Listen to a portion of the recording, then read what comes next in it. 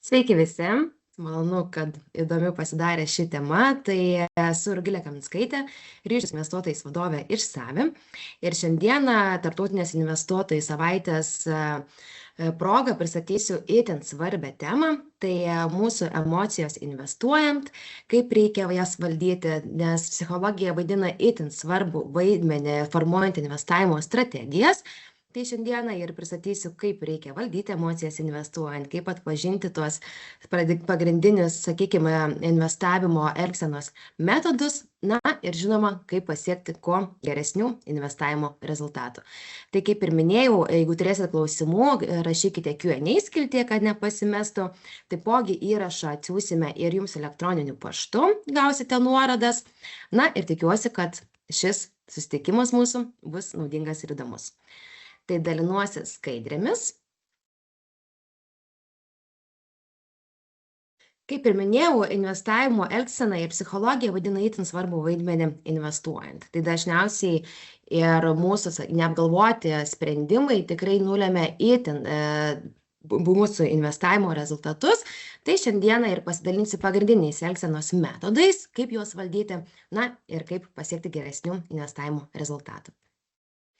Kiekvienais metais yra atliekamas Zalboro tyrimas ir būtent to tyrimų metu yra nustatoma, kad vidutinis investuotojas per metus praranda apie 5,35% savo investicinio prieaugio, lyginant S&P 500 indeksu, būtent dėl emocijų sukeltų sprendimų. Tai tokie kaip panikos pardavimai dėl rinkos nuosmukio metu arba praradimų laikymas dėl gailesčio ar emocinio prisirišimo. Tai iš tikrųjų tų emocijų iškyla investuojant tikrai daugiau, tai šiandieną pagrindinės jas ir aptarsime. Tai kaip ir matome paveikslėlyje, tai investavime yra 80% psichologijos, 10% rizikos valdymo, na ir 10% pačio išpildymo ir įvykdymo. Tai čia kaip ir, aš sakau, kaip ir sporte, tai tikrai vien tik neužtenka sportuoti, tai itin yra svarbu ir mityba, tai investavime lygiai taip pat psichologija daro labai didelę įtaką. Tai šiandieną pristatysiu tokius vienus labiausiai pasireiškiančius investavimo metu elgesio modelius. Tai vienas iš jų būtų toks irgi vienas pagrindinių, tai bandos efektas, emocinis sprendimų priėmimas, kaina ir nuostolių baimė, baimė ir panika, rinkos burbulai ir trumpalaikės strategijos. Tai žinoma, vienas, sakykime, mūsų visų žinomų pagrindinių pasaulyje įvykių, tai 2008 metų finansų krizė.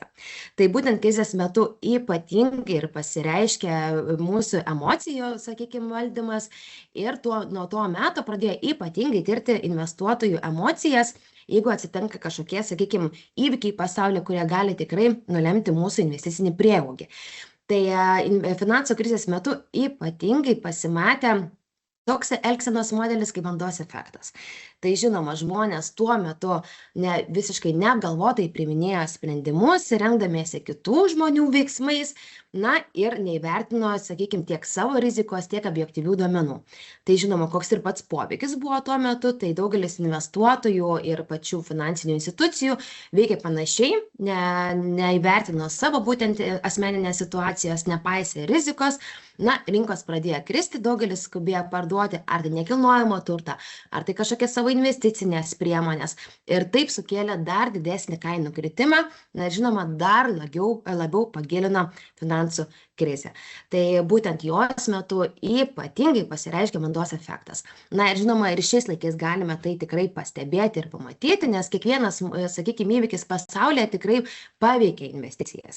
Tai vat klausimas, kaip mes reaguosime tą poveikį ir, sakykime, kokių mes tų rezultatų pasieksime.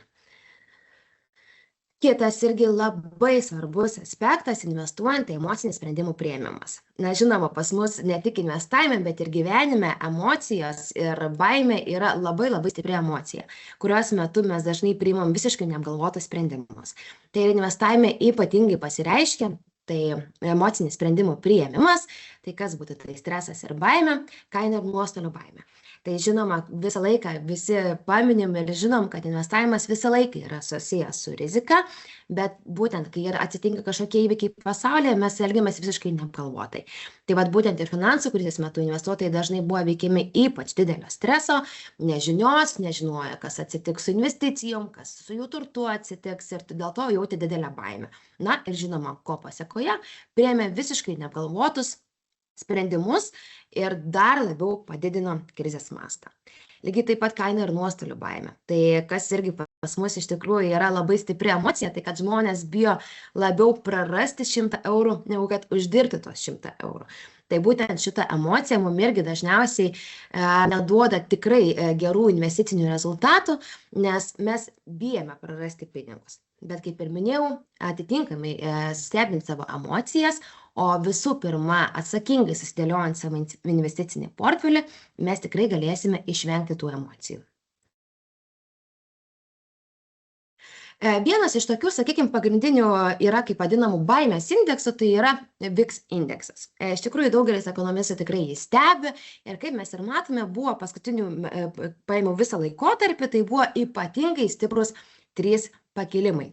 Tai žinoma, vienu momentu, tai ką dabar ir kalbėjom, buvo finansinė krizė. Kitas laikotarpis turbūt irgi daugam žinomas, tai buvo COVID laikotarpis. Na ir matome dabar visai neseniai irgi pakilusi ypatingai investuotojų baimė. Tai čia buvo panašiai balandžio pradžioj, tai dėl staigaus rizikos virsmo rinkose, dėl JAV tarifų sukeltų ir baimės dėl prekybos karo, lygiai taip pat investuotojai ypatingai jautė didelę baimę. Na ir žinoma, ir tuo metu buvo šiek tiek ir netikėtų nukritimų rinkose.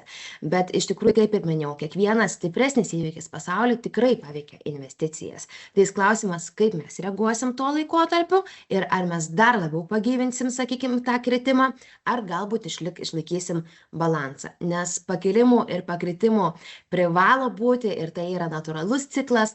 Na, tik klausimas, kaip mes į juos reaguosim. Tai kaip ir minėjau, vienas iš tokių, sakykime, didelių įvykių pas mus pasaulyje paskutiniu metu irgi buvo COVID-19 pandemija. Tai kai atsiranda neigiamų naujienų, tai investuotojai iš karto pradeda imtis impulsyvių veiksmų. Tai ir sukelia dar didesnį papildomą rinkos svyravimą ir dar labiau sumažina turto vertę. Tai žinoma, tuo metu niekas nežinojom, kas vyks pasaulyje, pasaulio rinkos smarkiai krito, visi dirbome iš namų, niekas nežinojom, kas vyks su verslais. Automatiškai investuotojai pradėjo elgtis impulsyviai. Nepagalvoja, kad gali būti, sakykime, išlaikius tą atitinkamą balansą ir viskas bus ypatingai, sakykime, gerai. Tai daugelis verslų tikrai sustabdė ir veiklą, investuotojai bijojo, kas atsitiks, bet kaip ir minėjau, atpažįstant savo emocijas, tikrai galima visą tai suvaldyti. Dar tokie pagrindiniai irgi pasaulio įvykiai ir siekiant ir vertinti pačią, kaip būna ir patys rinkos burbulai, tai tulpimania.com burbulas ir nekilnojamo turto burbulas. Tai tie burbulai irgi būna pasiekę piką ir automatiškai investuotojai bando pasiimti didesnę grąžą ir pradeda pardavinėti savo investicijas. Tai ko pasiekoje irgi būna, kad kainos nukrenta ir vėl gaunasi investicijų žūtis. Tai lygiai taip pat, jeigu pamatome, kad yra rinkos burbulas, kartais tai būna ir spekuliacinės investicijos. Tai tikrai nereikia vienu metu imti, pulti, pardavinėti investicijų savo, nes taip mes dar labiau pagyvinam, sakykime, tą finansinę krizę ir automatiškai dar labiau krenta investicijų vertės. Ką ir prieš tai paminėjau šiek tiek ir trumpalaikės strategijos. Ypatingai šiais laikais pas mus yra madingos trumpalaikės strategijos, tai ypatingai tai pasireiškia ir kriptovaliutų rinkoje. Tai va čia kalbant apie kriptovaliutas, tai žinoma, 2017 metais sparčiai bitkoinas išaugo. Daug investuotojų taikė tas trumpalaikės strategijas, kad ėmė išaugus kainai staigiai pardavinėti. siekia pasinaudoti kasdieniais kainų šuoliais. Na ir žinoma, kriptovaliutų kainos vėl žymiai krito 2018 metais. Žinoma, dabar vėl kriptovaliutos pasiekė didelės kainų aukštumas, bet šiuo metu mes irgi esam šiek tiek nusistovėję, investuotojai nejaučia tiek daug baimės, ką ir rodo VIX indeksas, dėl to tos kainos šiek tiek ir laikosi savo vertę. Bet jeigu naudojamės trumpalaikėmis strategijos, dažniausiai tokie būna staigus kainų šokimai ir po to investicijų griūtis. Tai lygiai taip pat buvo COVID laikotarpiu su GameStop akcijom ir su MIM akcijom. Tai va trumpalaikiai investuotojai, kurie norėjo staigaus pelno, o nesiekė ilgalaikio investavimo, tai laiku pardavė investicijas, žinoma, galima uždirbti tuo laikotarpiu, bet ne visi tą padarys. Tai tiem gerai, kas pasinaudoja, sakykime, tą laikotarpiu, kiti gavo didelį pelną, na, o kiti, žinoma, likė rinkoje po jos smukimo patyrė didžiulius nuostolius. Tai va, trumpalaikės strategijos irgi yra labai dažnas emocinis įvykis investuojant ir tikrai ne visiems tas gali pasisekti. Tai kokios būna 5 klaidos, kurias investuotojai daro svyruojant finansų rinkom? Tai šiek tiek tokius kertinius dalykus ir apkalbėjau, tai žinoma, pirmas dalykas, ką daro, tai panikuoja. Tai ta emocinė reakcija tikrai gali labai stipriai atsiliepti finansiškai, nes atsisakę investicijų panikos metu gaunate nepalankį kainą iš visiškai savo netokį, kaip tikėjotės investiciją. Žinoma, maža to, ilgainiui finansų rinkoms atsigavus ir vėl reikės žengti į rinkas. Žinoma, ne visi investuotojai po to jau drįsta investuoti, kas dėl to yra ypatingai blogai, kad po kažkokio neapgalvoto sprendimo, po patirto nuostolio investuotojai nebenori grįžti į investavimą. Tai čia iš tikrųjų ir yra vienas svarbiausių klaidų. Kaip ir žinome, turbūt čia visi ir susirinkę, tikrai turim tą suvokimą, kad investuoti reikia, tai yra iš tikrųjų privaloma, žinoma, klausimas, kiek jūs savo uždirbamų pinigų investuosit, bet bent jau kažkokią dalį jūs privalote daryti. Tai kaip pasirodo panikos pardavimai, tada jau, sakykime, yra baimė sugrįžti į investavimo rinkas. Kitas dalykas, žinoma, nesilaiko ilgalaikio investicinio plano savo. Tai ką aš pabrėšiu iš tų mokymų metu, kad investavime yra svarbiausia planas ir balansas. Tai būtent laikantis savo plano, jūs tikrai nenukrysit nuo savo emocijų, nors ir bus šiek tiek baimės, bet jeigu jūs laikysitės jo visą laiką, tai tikrai nebus tokių panikos ir pardavimų. Tai kaip mes visą laiką ir sakom, investavimas yra, sakykime, ne sprintas, o maratonas. Tai reikia žaisti ilgai, solidžiai, tvarkingai ir automatiškai jūsų emocijas ir nepaveiks jūsų investicijų vertės. Kitas dalykas, ką mes galvojam, kad šįkart viskas bus kitaip. Tai žinoma, įdomu tai, kad žmonėje be precedenčių įvykių savo istoriją patyrė tikrai ne vieną, kaip ir minėjom, tikrai buvo daug tų įvykių. Čia tokie pagrindinius aš paminėjau, kad buvo finansų krizė, COVID laikotarpis, dabar lygiai taip pat po JAV rinkimų viskas prasidėjo, bet tikrai visą laiką purtė mus tai tiek karai, tai tiek nauji atradimai, nuopuoliai ir visa kita. Ir žmonė vis laiką eina į priekį. Ir būtent, kai galvoja, kad šįkart viskas kitaip, tuo metu pardavė, bet beveik taikytina į rinkoms, kurios ilgainiui yra linkusias kilti, nepaisant pasaulį varginančių negandų. Tai iš tikrųjų ne visi investuotojai turi suvokimą, kad gali būti tie nukritimai, kad gali ir reikia nukritimų, nes be nukritimų nebus ir pakilimų. Tai čia irgi yra labai svarbus aspektas investuojant.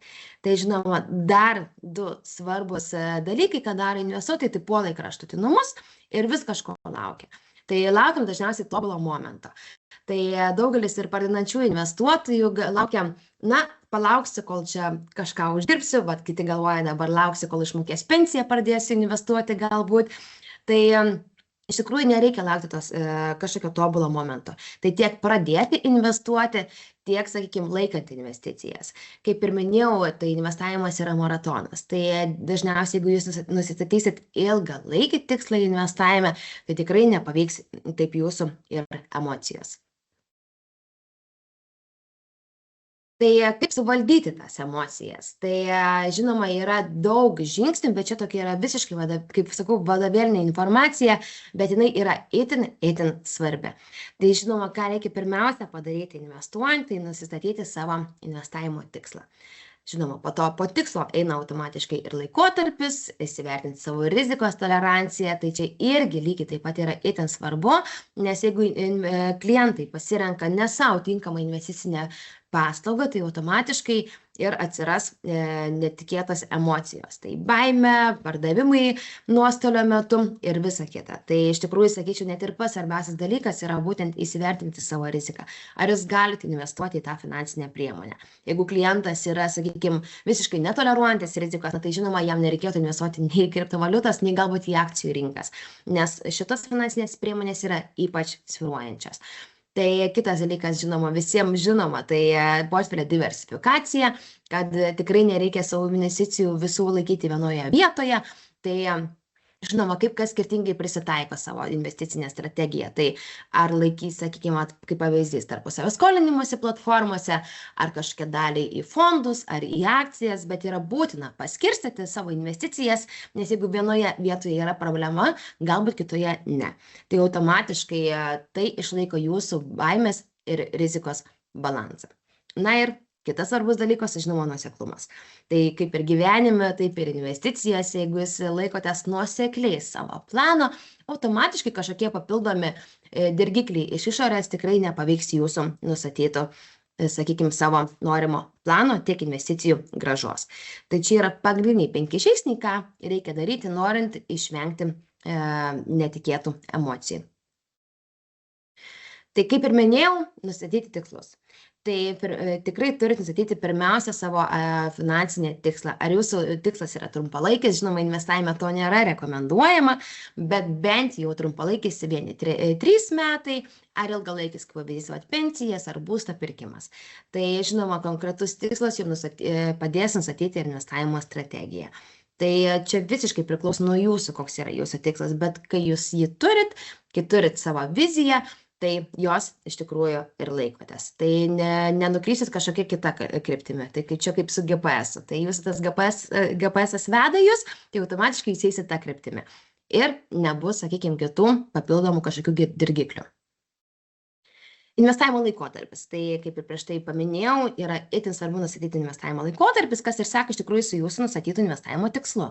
Tai jūsų investavimo tikslas, kaip pavyzdys, yra atostogos, tai žinoma, tas tikslas yra trumpalaikis ir automatiškai pagal tą investavimo laikotarpį turite nustatyti finansinę priemonę.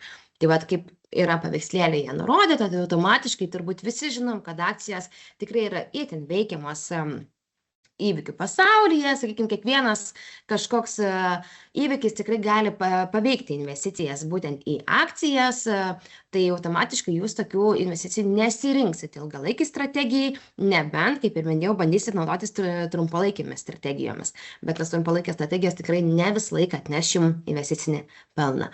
Taipogi yra tokių finansinių priemonių, kurios yra daug stabilesnės, tai yra obligacijos. Na ir žinoma, terminuoti indėliai. Terminuotas indėlis jau yra visiškai, sakykime, ta vadinama saugi kaip ir investicija, bet jūs nusistatot konkretų tikslą ir jo žinot, kada jį pasieksit. Iš tikrųjų panašiai yra investavime, yra tarpusavio skolinimasi. Žinoma, jūs matot laikotarpį, kurį jūs investuojat, jūs pasirenkat tą paskolą atitinkamą laikotarpį, atitinkamą riziką, automatiškai jūs žinot, kiek laiko reikės laukti, kol atgausit visą investiciją. Tai kuo ilgesnis laikotarpis, iš tikrųjų, tuos galite ir didesnį riziką prisiimti. Tai čia, kas pasiekoje, lygiai taip pat eis ir su rizikos tolerancija. Tai žinoma, jeigu rinksitės trumpalaikės investicijas, tai žinoma, jūs turite rinktis mažiau rizikingas investicijas. Tai jeigu bus tokių kaip nukritimų ir kad nebūtų panikos pardavimų, tai automatiškai jūs nesirinksit tokių finansinių priemonių kaip akcijos. Tai žinoma, kuo jūs aukštesnė yra rizikos tolerancija, to jūs galite ir labiau diversifikuoti savo portfelį. Na ir pasiskirstimas būtent turto klasių pagal riziką. Galbūt čia yra daugelį ir žinoma informacija, bet žinoma, kiekviena finansinė priemonė turi savo atitinkamą riziką, tai nuo žemos nuo vidutinės iki aukštos. Tai žinoma, žemai rizikai yra priskiriamas tos priemonės, kurios visiškai neturi įtakos iš šalutinių, sakykime, veiksnių. Kaip pavyzdys, kaip ir minėjau, terminuotas indėlis, vyriausybės obligacijas, vyriausybės taupimo lakštai, pinigai ir pinigų ekvivalentai. Tai žinoma, jūs nusistatot automatiškai, turit nustatytą tą palūkanų normą ir jūs ją po kurio laiko atgausit. Vidutiniai rizikai, žinoma, yra priskiriami nekilnojamo turto fondai, ETF, akcijos, tarpusavio skolinimasis, įmonių obligacijas. Tai tos finansinės priemonės yra labiau paveikiamos išorinių veiksnių, bet kaip ir priskiriamos yra vidutiniai rizikai. Na ir žinoma, aukštai rizikai priskiriama kriptovaliutas, auksas, žaliavos ir išvesiniai instrumentai. Tai žinoma, daugelis klausia, kodėl žaliavos yra priskiriamos aukštai rizikai, nes kiti priskiria labiau vidutiniai rizikai. Aš sakyčiau būtent dėl to, nes žalių kainas svyruoja dėl pasiūlos ir paklausos dinamikos bei įvairių ekonominių, geopolitinių, spekuliacinių veiksnių. Tai ką tai reiškia? Tai dažniausiai žalių kaina yra nustatoma kažkurio momentu priklausomai nuo pasiūlos ir automatiškai ta kaina yra ypatingai paveikiama irgi šalutinių poveikių. Tai būtent nusistačius savo investavimo riziką, toleranciją rizikai, laikotarpį, tai žinoma, būtent pagal tai turite rinktis investicinės priemonės. Na ir kitas svarbus dalykas, sakyčiau, irgi galbūt vienas iš svarbiausių, tai žinoma diversifikacija. Tai ką ta duoda diversifikacija? Kaip ir minėjau, jeigu nelaikom visų investicijų vienoje vietoje, automatiškai mūsų taip neveiks emocijos. Tai jeigu vienoje vietoje problema galbūt nereiškia, kad kitoje vietoje jinai yra. Tai automatiškai mes netaip supanikuosim, jeigu ir bus nukritimai, nes mes žinome, kad kita finansinė priemonė tikrai, sakykime, išlaiko tą savo vertę. Tai ką daro diversifikacija, tai išlaiko jūsų rizikos balansą. Tai kas yra itin svarbu investuojant ir jeigu nenorim patirti nuostolių ir tų kaip ir vadinamų panikos akių pardavimų. Na ir kas žinoma keliauja kartu su diversifikacija, tai automatinis investavimas. Tai tikrai daugeliai žinoma paslauga, taip pat ką ir mes siūlome savo platformoje, tai yra itin svarbu norint valdyti savo emocijas. Tai ką daro, sakykime, nuoseklus investavimas? Tai nuoseklus investavimas ir būtent yra pagrindinis variklis, kas veda mus link gerų ir stabilių investicijų. Kai mes nusistatome savo automatinį investavimą, galbūt ar tas, sakykime, nuoseklų investavimas, automatiškai netliekame impulsyvių tiek pirkimų, tiek pardavimų. Tai tas nuoseklumas ir išlaiko balansą. Ir žinoma, kiti dalykai, ką duoda automatinis investavimas, tai yra žinoma daug paprasčiau ir patogiau, tai nereikia jums pastoviai jungtis prie investavimo platformų, stebėti, kas vyksta rinkoje, tai automatiškai jūs neturėsit pastoviai stebėti, jūsų nustatytas automatinis investavimas pastoviai veiks, be jūsų įsikišimo ir ką tikrai automatiškai valdo ir jūsų emocijas. Tai galite nustatyti dažniausiai tikrai kas mėnesį investavimą arba pas mus, kaip sakykime, lygiai taip pat platformoje galite statyti automatinio investavimo sumą, limitą, kokiais norite investuoti, na ir jūsų, sakykime, tos investicijos ir vyks. Visiškai be jūsų įsikišimo, kas žinoma sutaupo ir laiko ir automatiškai yra valdomas emocijas. Tai norint suvaldyti tas emocijas, tai yra itin svarbu turėti automatinį investavimą. Tai ką irgi sako apie automatinį investavimą, patvirtina jie, tai yra irgi ir dollar cost average, būtent, sakykime, tą vadinamą formulę. Tai ką jūs darot, pavyzdžiui, kiekvieną mėnesį perkat investicijas, jūs jas nusiperkate skirtingom kainom. Tai kas irgi išlaiko jūsų rizikos balansą. Tai jūs neperkat impulsyviai, galbūt nes jūs nežinot, kuriam taške nusipirksit, už kokią kainą. Tai jau neperkat impulsyviai, automatiškai jūsų taip neveikia ir emocijos, nes, pavyzdžiui, nusipirkstumėt aukštesniam taške už didesnę kainą, vėl jūs turėtumėt laukti, kol ta kaina atstatys. Jeigu neatstatys, vėl jūs parduosit su nuostoliu. Tai irgi yra būtent ši formulė patvirtina, kad automatinis investavimas yra itin svarbus, norint eliminuoti savo emocijas. Tai žinoma, tai laikantis visų šitų žingsnių ir principų, investavimas tampa labiau struktūrizuotas ir nuoseklus. Tai žinoma, kas ir leidžia nepriimti nelogiškų, neapgalvotų sprendimų, emocijomis pagristų sprendimų. Tai būtent tie žingsniai ir padidina jums galimybę pasiekti savo tikrai tų investicinių tikslų, nevykdyti neapgalvotų pardavimų, na ir žinoma, kuo daugiau išdirbti iš investavimo. Tai apibendrinant, Kas yra svarbu? Automatinis investavimas, diversifikuotas portfelis. Žinoma, lygiai taip, ką aš irgi daugelį investuotojų irgi paminiu, kad neskaityti dažniausiai ir naujienų. Tai naujienas iš tikrųjų mus irgi dažniausiai suklaidina, pergalvoja mūsų, sakykime, sudarytą tą planą. Tai iš tikrųjų reikia labai atsirinkti ir šaltinius, pagal ką, sakykime, dėlioti savo planą. Tikrai yra ir gerų šaltinių, ir gerų, sakykime, ir webinarų. Tai iš tikrųjų siūlau labai ir atsirinkti informaciją tiek internete, kad sudarytumėt savo tikrai tvarkingą investicinį planą, na ir žinoma, kuo daugiau uždirbtumėt.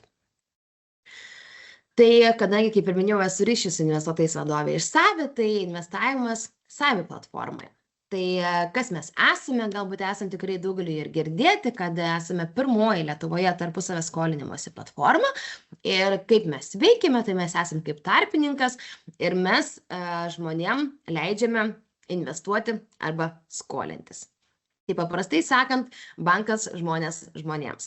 Tai žmonės ateina norėdami gauti paskolą, investuotojai norėdami investuoti ir uždirbti, paskolina tiems žmonėms pinigų. Tai mes kaip tarpininkas įvertinam kiekvieną, sakykime, paskolos gavėją, suteikiam jam rizikos reitingą ir investuotojai nusistatė lygiai taip pat savo, sakykime, toleranciją, investuotojai pasirinktas paskolas. Na ir už tai gauna palūkanų normą, kurią standartiškai gauna bankai. Tai mes atiduodam tą banko privilegiją savo investuotojams, na ir automatiškai suteikiam galimybę ir uždirbti. Tai kaip ir minėjau, esame pirmoji finansavimo platforma Lietuvoje, tai čia yra tokie pagrindiniai mūsų, sakykime, šiai dienai skaičiai. Esame prižiūrimi Lietuvos banko, apie ką šiandieną yra šis susitikimas, būtent dėl Lietuvos banko ir prižiūrime tarptautinės investuotojų savaitės. Ir kaip atrenkamos irgi, sakykime, paskolos tos investuotojams. Tai kaip ir minėjau, klientas ateina pas mus, norėdamas pasiskolinti. Tai ką mes pirmiausia ir darom, mes būtent pagal Lietuvos banko nurodytus atsakingos skolinimosi kriterijus atrenkame paskolas, tai žinoma, žiūrime įsiskolinimų kredito istoriją, darbo stažą, jeigu reikalinga yra patikriname dar papildomai, ar nėra lošimų istorijas, antstolinių išieškojimų, ar dar kažkokių kriterijų, kurie gali nulemti investuotojo, sakykime, paskolos gavėjo reitingą. Na ir žinoma, kaip ir minėjau, mes nusistatome automatiškai reitingą, pagal kurį investuotojai gali atsirinkti ir paskolos gavėjus. Tai ir mes naudojamės išorinės įmonės paslaugom, tai yra Scorify įmonė, kuri suteikia reitingus, na ir po to mes juos peržiūrim.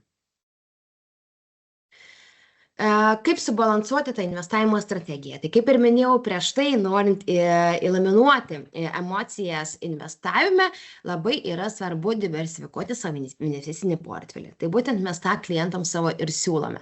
Pas mus yra galimybė investuoti į vartojimo paskolas, būsto paskolas, verslo paskolas ir nekilnojamo turto vystymo paskolas. Tai mes suteikiam visą, sakykime, investicijų krepšelį, tiek pagal investavimo riziką, tiek, kad galėtume diversifikuoti savo portfelį. Tikrai pas mus, sakykime, tų investicijų yra įvairių, yra pritaikytos visokiems investuotojams, tiek patyrusiems, tiek nepatyrusiems. Tai žinoma, vartojimo paskolas galima investuoti nuo 10 eurų, būsto paskolos nuo 100 iki 1000 eurų, verslo paskolos nuo 10 neribota suma, nekilnojamo turto vystymo paskolos nuo 10 ir lygiai taip pat neribota suma. Vartojimo paskolos yra apribotos iki 500 eurų irgi dėl atitinkamo rizikų. Na ir žinoma, kiekviena paslauga turi ir savo vidutinę palūkanų normą, pagal kurią ir turėtume irgi atsirinkti paslaugą. Tai kaip bebūtų, tai vis tiek vartojimo paskolos yra pas mus rizikingiausias, sakykime, ta grupė paskolų, tai žinoma ir didesnės yra palūkanų normos. Kitos paskolos yra vadinamos užtikrinimo priemonėm.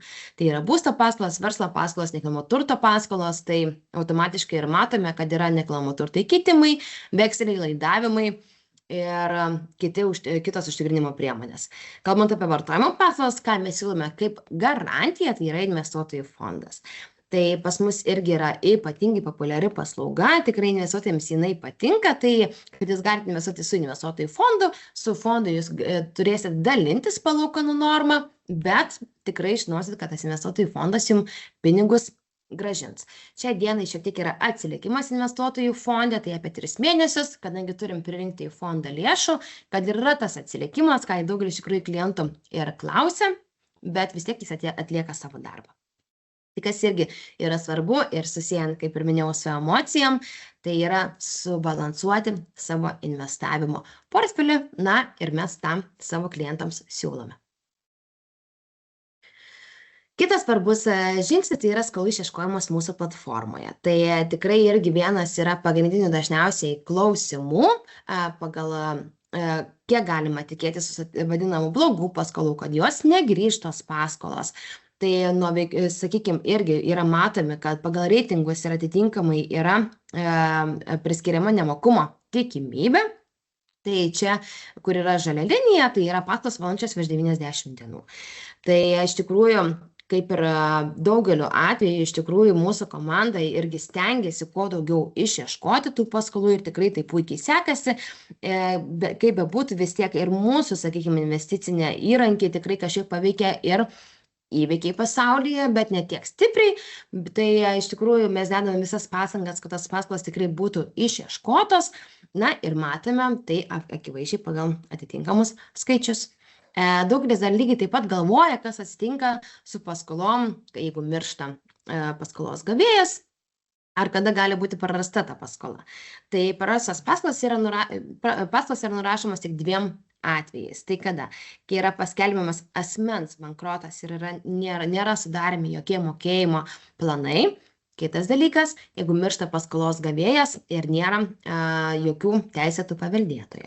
Tai nuo veiklos pradžios, ką kalbėti apie fizinių bankroto bylas, tai buvo nustatytas 10 fizinių bankrotų bylos, iš kurių 5 moka jau teismo patvirtintą mokumo atkūrimo planą, 1 bankroto byla nutraukta deja, o 4 fizinių asmenų bankroto bylos užbaigtas. Na, ir dėl mirties atveju buvo užfiksuoti 109 paskolų gavėjų mirties atvejai, 39 paskolos jau buvo pilnai grąžintos teisėtų paveldėtojų, nustatyti 22 susitarimai su paveldėtojais, kas irgi yra itin svarbu dėl mokėjimų grafiko, na, o 49 paskolos gavėjų iki šiol neatsirado. Bet mes paskolų tikrai iš karto nenurašome. Yra buvę atveju, kad atsirado paveldėtojai daug vėliau, tai kad nebūtų taip, kad nurašome paskolą ir po to visgi atsirado paveldėtojas. Tai kaip yra sedantiškai vykdomas teisminis procesas apie vidutiniškai 6 metus, na, nėra trumpas laikas, tai mes irgi keletą metų galime ir palaukti, jeigu yra neatsiradusių teisėtų paveldėtojų. Nes kaip ir minėjau, jie gali tikrai vėliau kažkada ir atsirasti. Tai, ką irgi norėjau paminėti, tai labai smagu, kad Savi tikrai puikiai vertina paskolų gavėjų riziką, tikrai mūsų teorinė nemokumo tikimybė atitinka visus skaičius, ką mes esam nustatę, na ir pagal tai jūs galite pasirinkti savo norimą finansinę priemonę ir nebūti valdomi emocijų. Kitas irgi svarbus dalykas, tai vėlavimo skolų išieškojimo pats procesas. Tai žinoma, daugelis, galbūt pas mus jau esančių investuotojų, esate ir čia prisijungę, tai yra mokami delspinigiai, jeigu yra paskolos vėluojančios. Tai nuo pirmos jau vėlavimo dienos yra mokama 0,025% už kiekvieną pavėluotą dieną delspinigiai. Na, žinoma, jūs taip galite papildomai uždirbti. Po to, jeigu paskola yra perduodama teismui, yra mokamos procesinės palūkanos, kurios yra 5%. Kitas dalykas, žinoma, ikiteisminis skolų išieškojimas. Tai mes iš karto neperdodam skolų į teismą, tai jos yra perdodamas tik po 90 dienų. Tai iki tol mūsų komanda stengiasi susitarti geranoriškai su klientu, kad būtų mokama paskola laiku ar kažkokiamis dalimis, sakykime, dedame tikrai visas pastangas, kad tiek paskolos gavėjai būtų, sakykime, malonu pas mus būti, tiek investuotojams. Tai ir stengiamės pasiekti kuo gražesnių susitarimų. Na, jeigu jau visiškai nepavyks susitarti su paskolos gavėjais, žinoma, paskola yra perduodama jau po 90 dienų į teisminį procesą. Na, ir tada jau dirba teismas. Irgi svarbus dalykas, apie ką šiandieną ir yra šie mokymai, tai iš tikrųjų ir mūsų palyginimas platformos su kitomis turto klasėmis. Tai kaip ir minėjau, norint pasiekti kuo geresnių investavimo rezultatų, turite atsirinkti ir savo labiausiai tinkančias finansinės priemonės, ko pasiekoje lygiai taip pat nesate paveikiami ypatingai emocijų. Tai žinoma, lyginant su kitomis turto klasėmis, čia yra visiškai vidutinė metinė grąža. Tai, ką irgi pabrėžiu, galbūt kitiems čia atrodys, kad akcijas 10%, tai nereiškia, kad tikrai tik tiek ir galima uždirbti. Čia yra pasiekta vidutinė palūkanų norma. Tikrai, kaip ir minėjau, būna akcijų labai stiprių pakilimų, tos vadinamosi būna ir trumpalaikės strategijos, kur tikrai galima uždirbti labai didelius pinigus. Bet čia aš paminėjau vidutinę metinę grąžą. Tai matome, kad peer-to-peer, sakykime, pas mus vidutinė metinė šiai dienai grąža svertinė yra 15,7%, kas irgi yra itin svarbu, valdant savo emocijas, tai turėti kontrolę. Tai kas yra ta kontrolė? Tai kaip ir minėjau, pas mus klientas pats pasirenka paskolos laikotarpį, paskolos reitingą, mato visą informaciją pagal paskolos gavėją ir taip gali nustatyti į paskolą, į kurią nori investuoti. Ko negalima padaryti su akcijomis. Tai su akcijomis visiškai dažniausiai klientai neturi kontrolės, kadangi akcijų kaina priklauso nuo rinkos svyravimo, nuo įmonės rezultatų, tai automatiškai jūs neturit kontrolės ir nežinote, kas gali vykti su jūsų investicijom. Tai tikrai norint eliminuoti emocijas iš savo, sakykime, investavimo kelionės, tai yra svarbu pasirinkti irgi tas paslaugas, jeigu jūs nesat neturi didelės rizikos tolerancijos, tai tikrai turit pasirinkti tas paslaugas taipogi, kurioms turėtume didelę kontrolę. Tai vienas iš jų yra peer-to-peer skolinimas, žinoma, obligacijas, nes lygiai taip pat jūs pasirašot sutartį ir žinot, kokie palūkanų normą gausit. Na ir ETF, tai vidutinė, sakykime, irgi rizikos kontrolė, bet kodėl yra vidutinė, kadangi jūs naudojatės fondo valdymo paslaugom dažniausiai. Tai, bet už tai turite ir papildomai susimokėti. Tai lygiai taip pat. Sekantis dalykas, į ką reikia atkreipti dėmesį, investuojant, tai yra ir mokesčiai. Tai peer-to-peer skolinimas, turbūt žinot, kad pas mus yra tik 1 euro mokestis, bet jisai lygiai taip pat pradedamas taikyti tik po 6 mėnesių. Tai turit 6 mėnesių tokį bandomąjį laikotarpį, per kurį galit pasianalizuoti investavimą, jums tinka ar nepatinka ta paslauga. Na ir jeigu viskas tvarkoja, tada galit pasilikti, na ir mokėsit 1 eurą per mėnesį administracinį mokestį. Akcijos, žinoma, daugeliui turbūt kas investuoti į akcijas, žinote, kad galima būti taikytini sandorių mokesčiai, saugojimo sėkmės netgi mokesčių būna. Tai čia irgi yra itin svarbu atskirti tą finansinę priemonę, kad ir priklausytų pagal jūsų sudarytą investavimo planą. Tai jeigu jūs norite investuoti nedidelėm sumom ir, pavyzdžiui, už vienos akcijos pirkimą jūs sumokėsit, už vieną sandorį jūs mokėsit kaip pavyzdys 7 eurus. O jūsų ten pirkimo kaina yra apie 20 eurų. Na tai automatiškai jūs turite įsivertinti, sakykime, tą sandorio mokestį ir kad nepatirtume papildomo nuostolio. Kitas dalykas lygiai taip pat yra ir užtikrinimo priemonės. Tai, kaip ir minėjau, pas mus yra įvairias užtikrinimo priemonės. Yra paskolų, kurios neturi jo, bet galime naudotis investuotojų fondų. Kitas yra užtikrinimo priemonės, tai nekilnojamo turto įkeitimai, vekseliai, įmonės turtas ir visa kita. Tai čia yra irgi svarbu, norint nusistatyti savo norimą ir reikiamą finansinę priemonę. Tai lygiai taip pat, ką kalbėjau apie ETF, šiek tiek užsiminiau apie fondus, tai kodėl investuotojai dažnai uždirba mažiau nei fondai. Tai Morningstar atliko tyrimą, kuris lygina fondo grąžą ir investuotojo realiąją grąžą. Tai galbūt kitiem yra irgi žinomas terminas realioji grąža, kur jau yra ta grąža, kur yra atskaičius yra visus mokesčius ir visa kita. Tai fondo grąža, tai ką irgi paminėsiu, tai rezultatas, tai jei investuotojas būtų investavęs, laikęs investiciją be jokių pokyčių per visą laikotarpį. Tai koks tas rezultatas, kokį ištyrė Morningstar, tai vidutinė investuotojų grąža per 10 metų buvo 6,3, būtent investuotojų grąža, ką irgi pabrėšiu, o turimų fondų 7,4%. Tai skirtumas yra netgi 1%. Tai ką tas 1% irgi turbūt, kodėl jis atsirado tas skirtumas, dėl neapgalvotų sprendimų. Tai ar panikos pardavimų, netikėtų neapgalvotų pardavimų, nelaikų pirkimų, ar, sakykime, nesidėliojimų galbūt netgi su mokesčiais. Tai vat ką ir noriu pabrėžti, kad turit ypatingai laikyti savo plano. Ir jeigu laikysite savo planą, nešokinėsit nuo vienos investicijos prie kitos, nebandysit kuo daugiau uždirbti ir taip patirsit dar didesnį nuostolį, automatiškai jūs tikrai galėsite išnaudoti visas investicinės galimybės. Taip, ką jau ir apibrėžiau, tai bandymas pataikyti į rinkos laiką.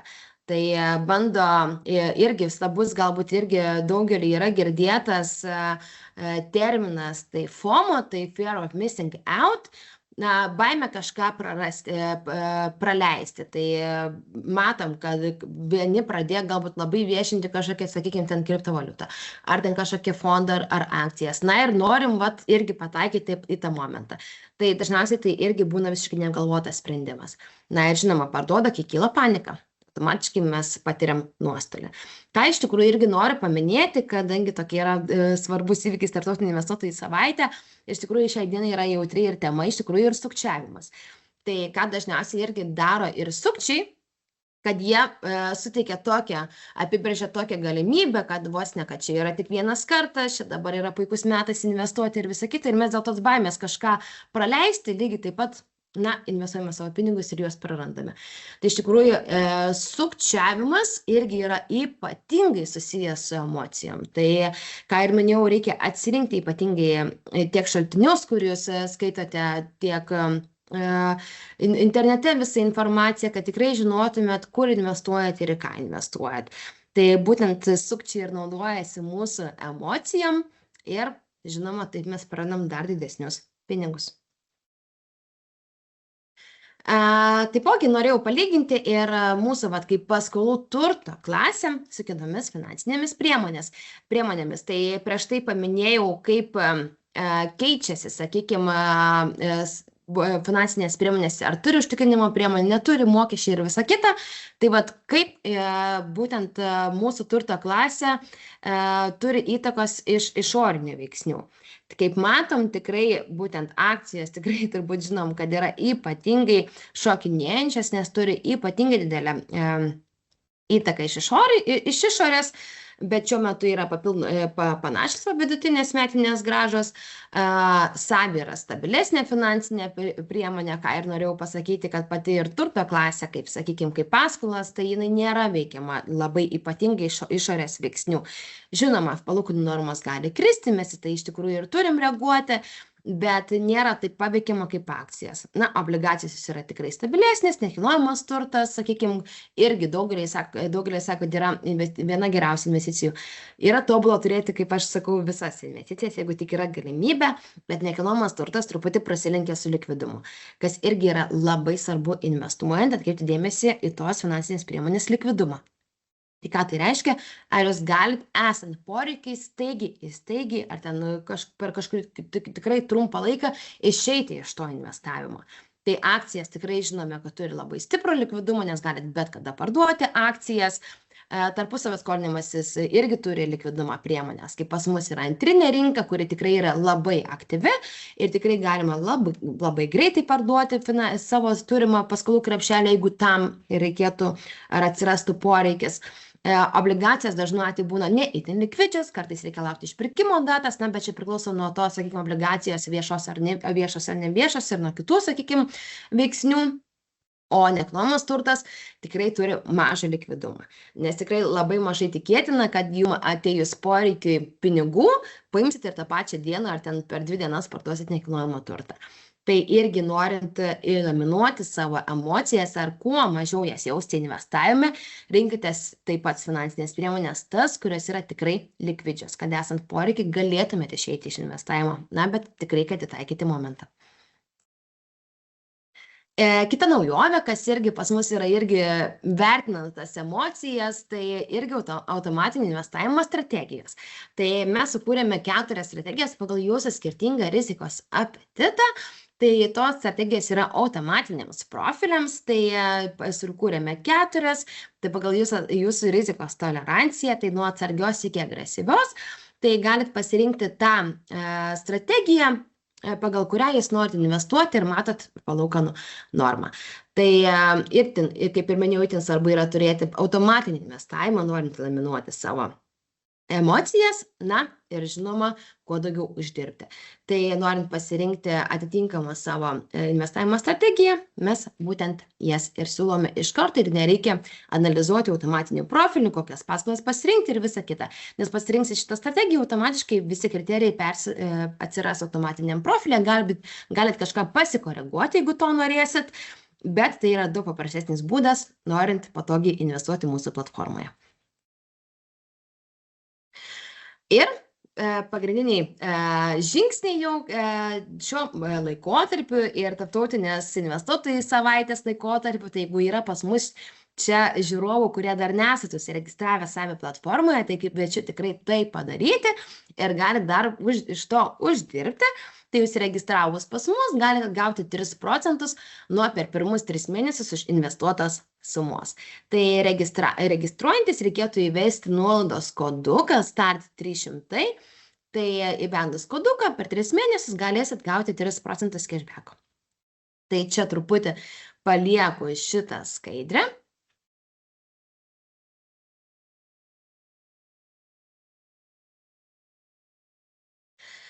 Kitas taip pat su tarptautinės investuotojų savaitės susijęs įvykis, tai atviros durų dienos pas mus ofise. Tai kviečiame spalio 9 dieną nuo 8 iki 17 valandos pas mus į mūsų darbo vietą, susipažinti, pakalbėti, atsigerti kavos, pabendrauti apie investavimo strategijas, kaip išvengti tų emocijų, kaip susidaryti gerą investicinį portfelį. Tai tikrai kviečia mūsų komandą atvykti, pabendrauti, renginys žinoma yra nemokamas, tai būtent spalio 9 dieną, ketvirtadienio 8 iki 17 valandos. Ir dar vienas žaidimas susijęs būtent su šia puikia savaitė, tai skelbėme sukčių medžioklę. Tai kaip ir minėjau, iš tikrųjų mūsų emocijoms labai naudojasi ir sukčiai. Tai iš tikrųjų yra itin svarbu atkreipti dėmesį, kas šiai dienai vyksta, sakykime, tai esame sukūrę tokį paprastą žaidimą, galėsit medžioti sukčius ir pirmi 3 geriausiai atsakę laimės firminius savi puodelius. Tai kviečiu dalyvauti žaidime, kviečiu atvykti mūsų atvirų durų dieną ir tikiuosi, kad šie mokymai buvo naudingi. Kaip ir minėjau, bus išsiųstas nuorodas su įrašu į šios mokymus, galėsite ir vėliau pasižiūrėti. Ir pasižiūrėsim, galbūt netyčia yra klausimų. Bet tikiuosi tikrai turėjo viskas būti atsakyta. Na, matau, klausimų nėra, tai tikrai kviečiu jūs dalyvauti ir ketvirtadienį mūsų atvirų durų dienoje. Kaip ir minėjau, įrašą jums atsiųsime. Ir jeigu turėtume klausimų dėl investavimo ir savi platformoje, tai visą laiką kviečiu registruotis. Pas mus šiai dienai yra nauja svetainėje galimybė registruotis ir dėl investavimo konsultacijos. Tai tikrai pagelbėsime, padėsime susidėlioti tokį finansinį portfelį, kuris tikrai bus jums naudingas, patogus, neemocingas, na ir taip galėsit uždirbti kuo daugiau. Tai, kaip ir minėjau, pas mus yra galimybė registruotis tiesiog į konsultaciją, galima telefonu, galima nuotoliu, galima gyvai. Tai kviečiu tą daryti, jeigu tikrai tik turėtumėt klausimų, taip pat galite rašyti ir investuoju@savi.lt. Tai tikiuosi, kad šie mokymai buvo naudingi ir linkiu naudotis visais siūlomais tarptautinės investuotojų savaitės renginiais. Tikrai yra daug įdomių renginių, kur galite tikrai išgirsti daug naudingos informacijos. Tai tikiuosi, kad ir mano mokymai buvo įdomus ir naudingi. Ir palinkėsiu gerų investicijų, ramių investicijų ir gražios dienos.